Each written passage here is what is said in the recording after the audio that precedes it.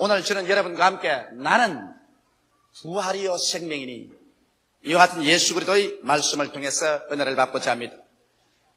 기독교 신앙이란 이론이 아니라 여러분의 생활 속에서의 체험인 것입니다. 예수님을 믿음으로 말미암아 자기 속에 다가온 그 부인할래야 부인할 수 없는 신앙의 체험, 이것이 우리 기독교 신앙의 위대한 힘이요 증거의 원천이 되는 것입니다. 예수 그리스도의 부활 사건도 마찬가지인 것입니다. 성경에는 예수께서 십자가에서 돌아가시고 무덤에 장사한 지 사흘 만에 부활하셨다고 말씀하고 있는 것입니다. 이것을 우리가 과학적으로, 역사적으로, 논리적으로 얼마든지 확실하게 증거할 수 있는 사실입니다. 그러나 그 무엇보다도 확실한 증거는 이 부활하신 예수께서 여러분과 나의 속에 들어와서 우리에게 위대한 부활의 체험을 주시고 계신다는 이 사실이 세상 누가 뭐라고 부정해도 그것에 굴복할 수 없는 확실한 증거가 되는 것입니다. 그리스도의 신앙이라는 것은 살아계신 예수와 나와의 관계 속에서라는 이 위대한 체험, 이 체험이 실험되어서 우리 속에 열매 맺기 전에는 확실히 우리가 신앙 속에 섰다고 말할 수가 없습니다. 오늘 이 시간 사망을 철폐하고 무덤을 박차고 부활하신 예수께서 진실로 부활의 주로서 우리 가운데 살아있다는 그 증거는 여러분과 나의 속에 부활의 영 성령으로 말미암아 다가온 그 흔들릴 수 없는 체험에 기초하고 있는 것입니다. 우리는 예수 그리스도를 부활의 주로서 모심으로 우리의 생활 속에 어떠한 체험이 다가왔나요? 첫째로 우리의 영혼 속에 예수님을 영접함으로 말미암아 우리의 영혼이 부활함으로 말미암아 우리는 그리스도의 부활을 부인할래야 부인할 수 없고 안 믿을 수가 없는 것입니다. 성경에는 에베소서 2장 1절에 말하기를 너희의 허물과 죄로 죽었던 너희라고 말한 것입니다. 오늘날 예수를 믿지 않은 사람은 하나님이 정의하실 때 너희 허물과 죄로 죽은 자라고 말하고 있는 것입니다. 죽음이라는 것은 없어지는 것 아닙니다. 우리 생각에는 죽는다 그러면 없어진다 그렇게 생각하는데 그거는 잘못된 정의인 것입니다. 죽음이라는 것은 없어지는 것이 아니라 교통이 끊어진다 이 말씀인 것입니다.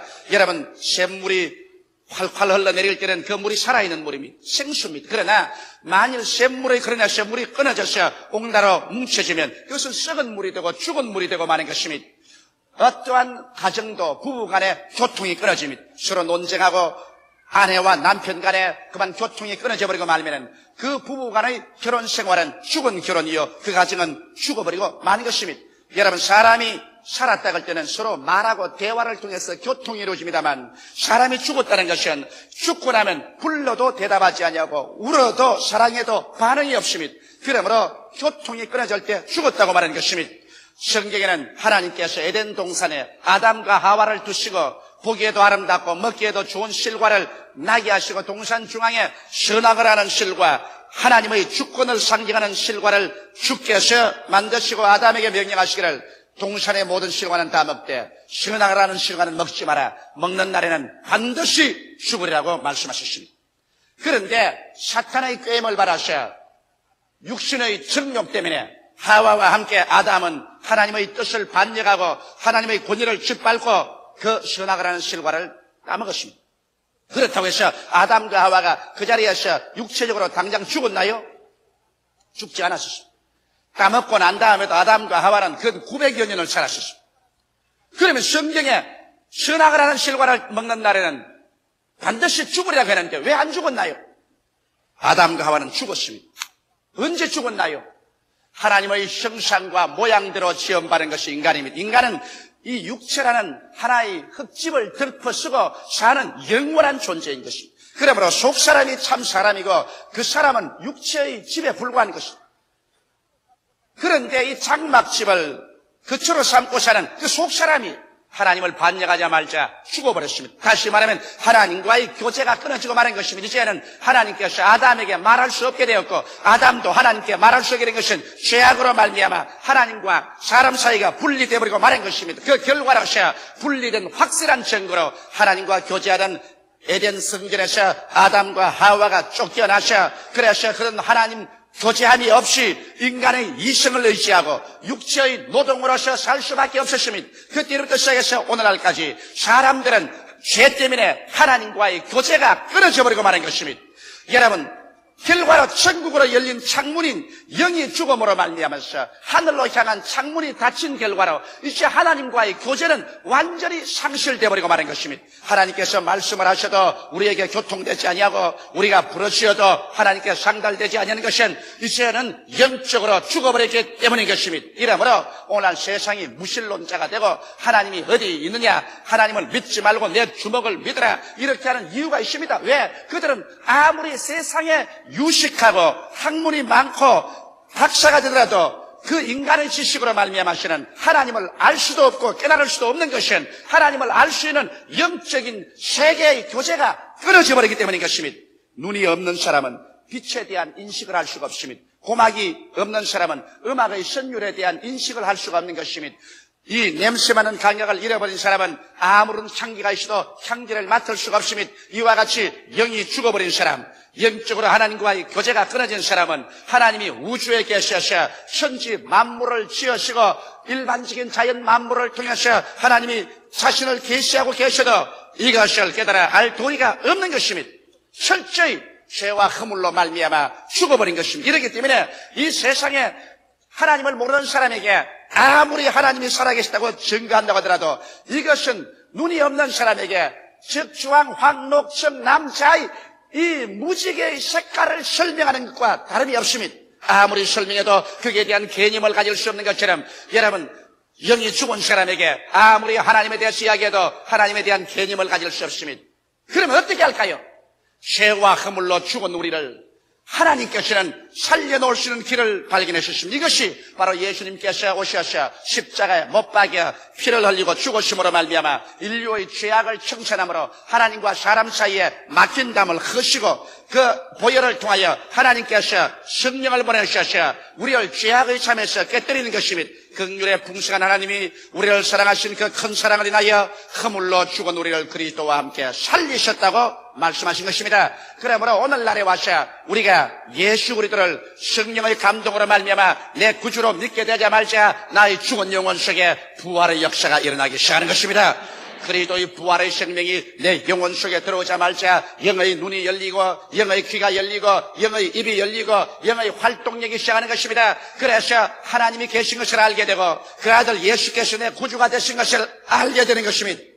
그리고 영의 귀가 열려서 하나님 말씀을 들을 때 말씀이 내 마음속에 와서 깨달아지고 꿀보다 더 달고 송이꿀보다 더 달아서 성경 말씀을 통하여 하나님의 지식을 얻고 하나님의 지혜를 얻으며 하나님의 판단력을 얻으며 하나님의 성령께서 우리에게 임하시면 우리가 입을 열어서 하나님을 향하여 아바 아버지라 부르게 되고 예수 그리스도를 구주로 시인하게 되며 우리의 생활 속에 이제는 영적 활동이 일어나서 우리가 나아가서 여호와를 찬미하고 사람들에게 전도하고 주의 사업을 하게 되고 이래서 우리 예수 믿는 사람에게 하나의 새로운 세계가 다가오게 된 것입니다. 예수 믿기 전에는 육신의 물질적인 세계밖에 없었는데 예수를 믿자 말자 영의 새로운 세계가 다가와서 그래서 영원한 하나님이 계신 세계가 나의 속에 체험적으로 들어옴으로 말미암아 우리는 두 세계 속에 동시에 살게 된 것입니다. 물질적인 세계에 살 뿐 아니라 우리는 영적인 신령한 세계 속에 들어와서 살게 됩니다. 이러기 때문에 우리는 이제는 하나님을 사랑하고 예수님을 사랑하며 성령께 의지하고 성경 말씀을 통해서 하나님의 지식과 지혜와 판단력을 얻어서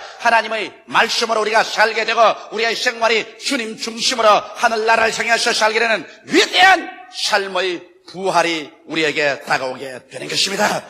이것이 부활인 것입니다. 이것이 위대한 여러분 체험인 것입니다. 이것은 예수께서 죽었다가 부활했기 때문에 이러한 역사가 예수를 믿을 때 우리에게 일어나는 것입니다. 둘째로 예수님을 우리가 구주로 모실 때 우리의 속에 양심의 부활이 다가오기 시작하는 것입니다. 사람이 짐승과 다른 것은 도덕적인 형상 때문인 것입니다. 여러분, 짐승들도 어느 정도의 지성을 가지고 있습니다. 또 지식도 있고 체험도 가지고 있습니다. 그러나 짐승이 사람보다 확실히 못한 것은 짐승 속에는 양심이 없습니다. 그러나 사람은 도덕적인 양심을 가지고 있습니다. 하늘에는 별, 지상에는 꽃, 사람의 마음에는 양심이라고 말한 것입니다. 이와 같은 양심이 있기 때문에 우리들은 이 세상에서 윤리도 지켜지고 도덕도 지켜지고 국가의 법도 지켜지는 것입니다. 그러나 인간이 타락하자마자 인간의 양심이 완전히 부패해져 버리고 말한 것입니다. 성경에는 보면 인간이 타락한 이후로 양심의 변화에 대해서 밝히 말하고 있습니다. 인간의 양심이 약한 양심이 되어버리고 말았다는 것입니다. 하나님과의 교제가 끊어지고 성령의 임재 없이 쓰자 양심이 약해져 버리고 말한 것입니다. 그래서 양심의 소리가 힘이 없습니다. 육신의 정욕과 안목의 정욕과 이 세상의 자랑은 우는 사자와 같이 우리를 휘어잡고 죄악 가운데로 이끌어가는데 이것을 말릴 수 있는 양심의 소리는 약한 양심이 되어서 미세한 소리밖에 외치지 못합니다. 거기에다가 성경은 고린도전서 8장 7절에 보면 더러운 양심이 있습니다. 양심이 그만 죄악과 타협에 대해서 더러워져서 그래서 더러움에 익숙해졌습니다. 이제는 음란하고 방탕하고 추악한 곳에 들어가서 몸을 뒹굴고 살아도 양심에 거리낌이 없습니다. 더러운 양심이 되어버린 것입니다. 그 다음에는 성경 말씀 가운데 보면 역시 악한 양심이 있습니다. 악행을 심판치 못하는 양심입니다. 히브리서 10장 22절에 보면 양심이 악하게 되어서 이제는 아무리 악한 일을 해도 내 마음에서 양심이 일어나서 이거는 악하다, 이거는 못한다, 이러한 심판을 할 수 있는 힘을 잃어버리고 말한 것입니다. 거기에다가 더 나아가서 화인 맞은 양심이 있습니다. 디모데전서 4장 1절에 보면 완전히 감각이 마비되어서 이제는 양심이 있는 둥 없는 둥 하는 것입니다. 오늘날 세상에 사는 사람들은 모두 다 약한 양심, 더러운 양심, 악한 양심, 화인 맞은 양심 속에서 양심의 기능이 마비된 상황 속에서 살고 있는 것입니다. 이러기 때문에 이 세상에 이렇게도 전쟁과 전쟁 소문이 요란하고 음란하고 방탄하고 살인하고 시기하고 분노하고 질투하고 서로 조급하며 팔고 사며 이 세상이 살기가 고통스럽게 된 거, 윤리와 도덕이 땅에 떨어지고 말고 부패와 썩어짐이 홍수같이 몰아치는 것은 이것을 조정할 수 있는 인간의 양심의 기능이 마비되어 버리고 말하게 되는 것입니다. 약한 양심, 더러운 양심, 악한 양심, 화인 맞은 양심을 가지고서 이 세상에 윤리와 도덕이 실천될 수 없습니다. 이러한 인간에게 예수 그리스도가 구주로 임재하고 부활하신 영 성령이 우리 속에 맞아 우리의 가슴 속에 놀라운 양심의 부활이 다가오는 것을 우리는 체험하게 되는 것입니다. 이 양심의 부활은 뭘까요? 성경에 보면 베드로전서 3장 21절에 선한 양심에 대해서 말하십니다. 오직 선한 양심이 하나님을 향하여 찾아가는 것이라. 예수님이 우리 가슴 속에 들어오자 이 양심이 선하게 변화되는 것입니다. 선한 양심이 되자 선한 양심은 우리를 끌어서 하나님께로 향하여 찾아갑니다. 우리의 손을 잡고서 하나님께로 나아가서 천지와 만물을 지으신 위대한 하나님 앞에 우리의 무릎을 꿇게 하는 그러한 인도자가 되어주는 것이요.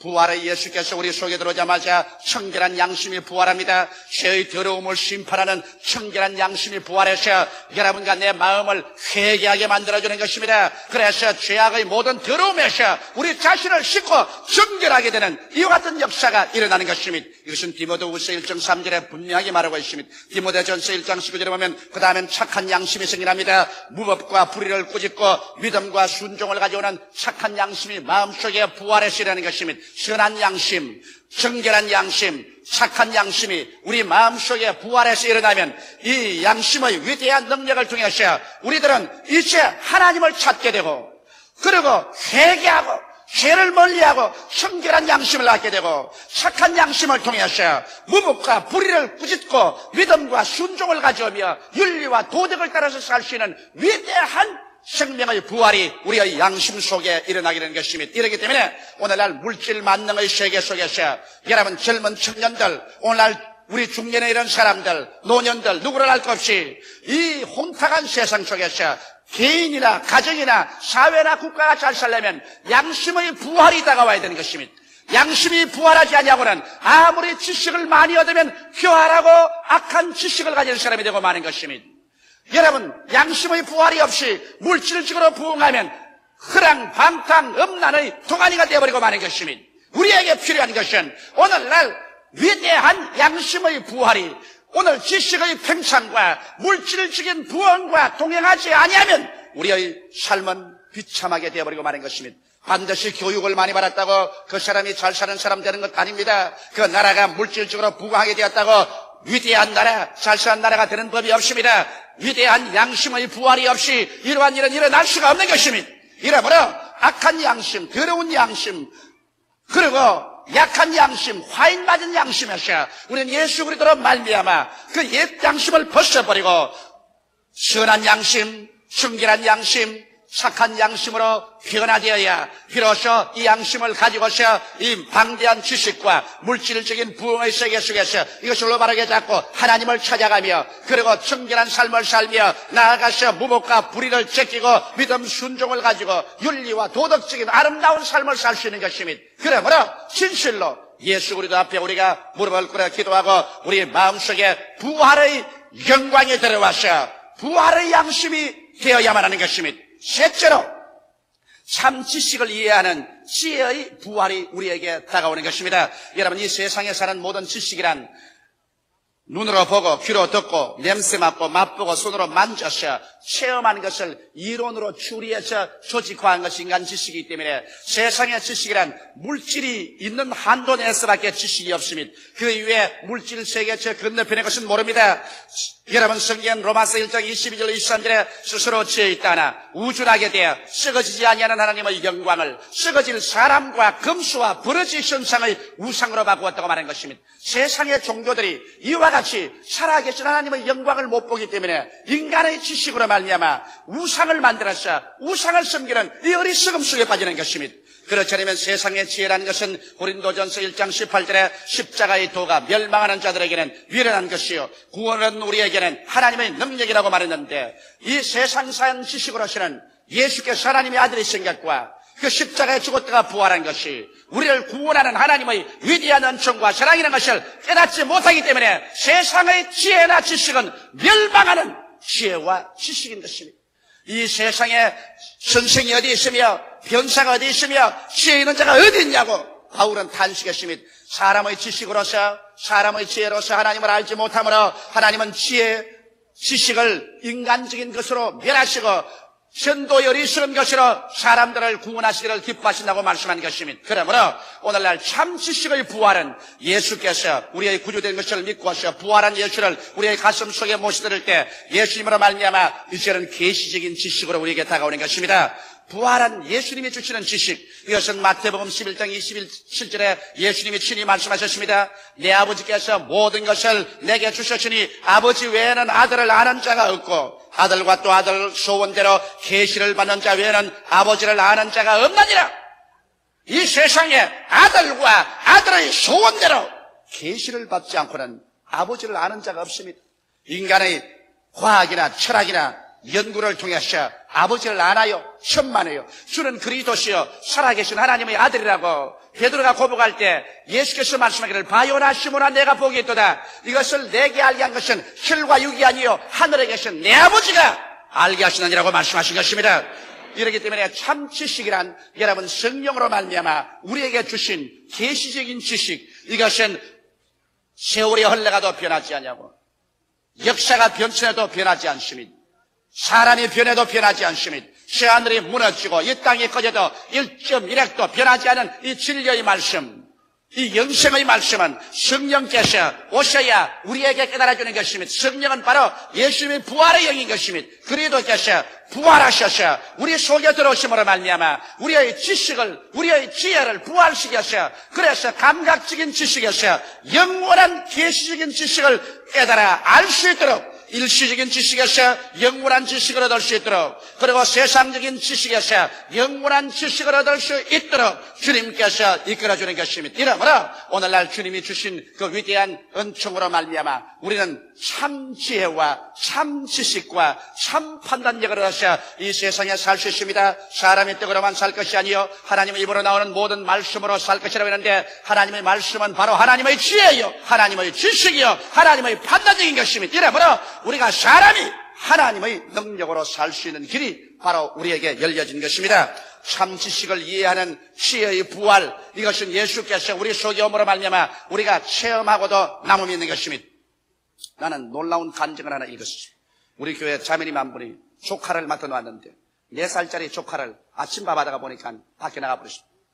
길거리에 나가서 이 조카를 어디서 할지 모릅니다. 차들이 댕기고 사람이 댕기는데, 그래서 너무 놀라서 그 조카를 잃어버렸으니 어떻게 합니까?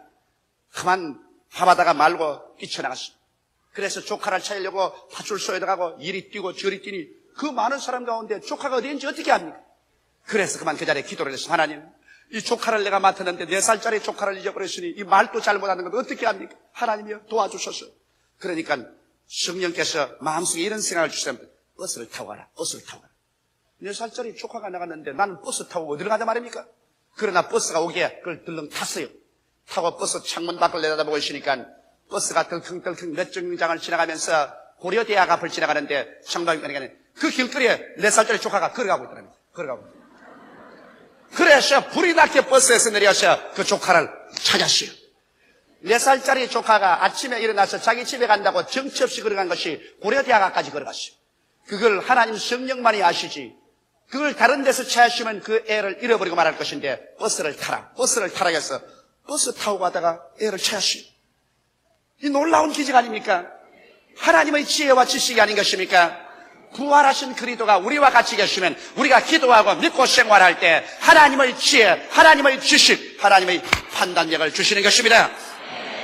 넷째로 여러분 우리는 육체적인 부활의 위대한 소망을 예수님의 부활을 통해서 얻을 수가 있는 것입니다. 성경에 보면 마지막 아담 예수님은 우리에게 살려주는 영이 되었다고 말하셨습니다. 고린도전서 15장 42절로 42절에 보면 죽은 자의 부활도 이와 같으니 썩을 것으로 심고 썩지 아니할 것으로 다시 살며 욕된 것으로 심고 영광스러운 것으로 다시 살며 약한 것으로 심고 강한 것으로 다시 살며 육의 몸으로 심고 신령한 몸으로 다시 살아니 육의 몸이 있은즉 또한 신령한 몸이 있느니라 기록된 바 첫사람 아담은 산 영이 되었다는 것 같이 마지막 아담은 살려주는 영이 되었느니라. 예수께서 부활하심으로 말미암아 사망의 권세를 피하고 이제 누구든지 예수를 믿는 사람에게는 주님께서 살려주는 영이 되셔서 여러분과 나를 영원한 사망과 부패에서 영적으로 살 뿐 아니라 우리의 육신을 부활하여 살려주시는 것입니다.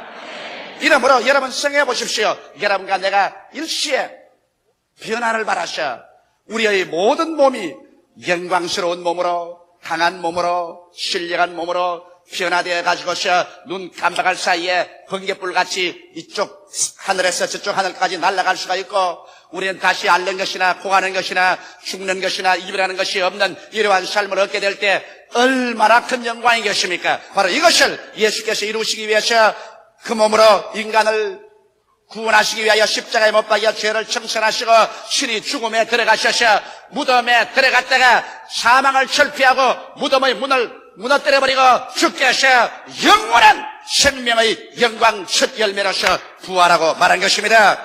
여러분 복숭나무에 젖붙이면 복숭아가 엽니다. 배나무에 젖붙이면 배가 엽니다. 부활하신 예수 그리스도에게 여러분과 내가 모두 다 젖붙임을 바라시니 이제 여러분과 나의 속에는 부활의 생명이 넘쳐나게 되는 것입니다.